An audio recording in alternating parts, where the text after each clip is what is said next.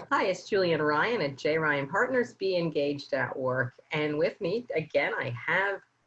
Yael Zofi of AIM Strategies, Applied Innovative Management. Well, thank you. We've been talking about trust in every episode, and I do believe the manager is the one who really sets the tone in the group about what trust expectations are going to look like. What's your thoughts on this? Well, there's a lot of truth to that, especially in the remote environment that we're dealing with. And continuing with trust, there's a concept in my book and one that I've found is really effective with remote teams called creating trust synchronization. Mm-hmm. So if you think of trust as you're driving a car and there are wheels on the car, in fact, the model I use and have created is called the Wheel of Trust, and we can talk about it in one of our future sessions. But just to stay with trust synchronization, if you're driving a car, you want it to synchronize. Otherwise, your wheels are all different sizes. It's going to be a very bumpy ride. So Mm-hmm. for a smoother ride, you want to create synchronization. How do you do that? As a virtual manager, it's really important for you, and I'm looking directly at my page here, is to put a name to some of these behaviors, because at the core of these behaviors is what you just mentioned. There's expectations, and that we rely on each other as individuals or as a group in different ways. And what I mean by that is there's four key principles to trust Mm-hmm. synchronization. Those four key principles are: first, to be honest.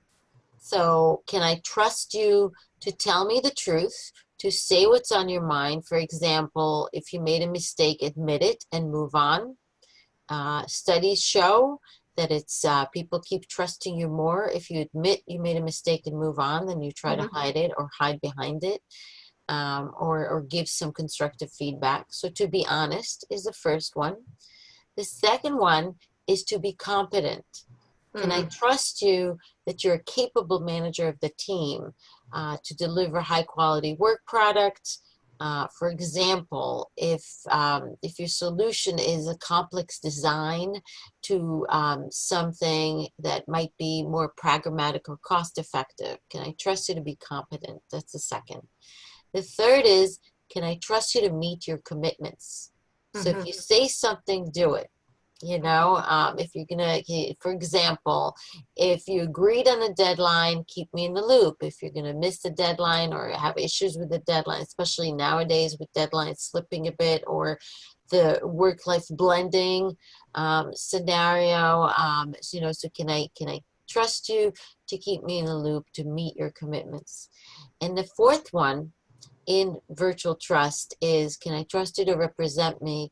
Although, I may not be in that meeting, I may not be in that room, physical or virtual, I may not be able to make all those meetings.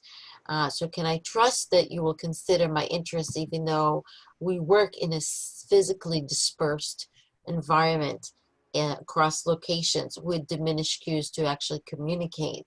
And so, for example, here, will you include me on team expertise or when deciding on the working on project X? So Mm-hmm. those are the four trust synchronization angles: to be honest, to be competent, to meet commitments, and to represent me, although I'm not in the room. Yeah. And one word came to mind when I was listening to that, and we can talk more at another session, is immediacy. Because you're working virtual, I think when we're noticing behaviors or the potential for certain behaviors happening, not to wait. It's almost instills us to react quickly and find that one-on-one time or that group time to really call things out for what they're supposed to be, Right. not wait too long. I think it has to do with two angles. One is don't hide behind your screen, Mm-hmm. and the second one is don't assume. You Mm-hmm. know what that does? Assume. So, especially in this environment, you can reach out, and we're all busy. We're all trying to constantly shuffle things, and personal, professional, business, everything. And if you're going to assume positive intent. Mm. I always say, assume that the person means well. The person wants to do well.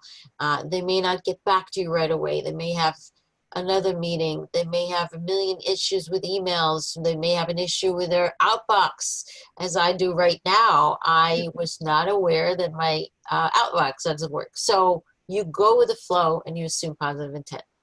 Well, thank you. And until the next time, we're going to find you on LinkedIn as always.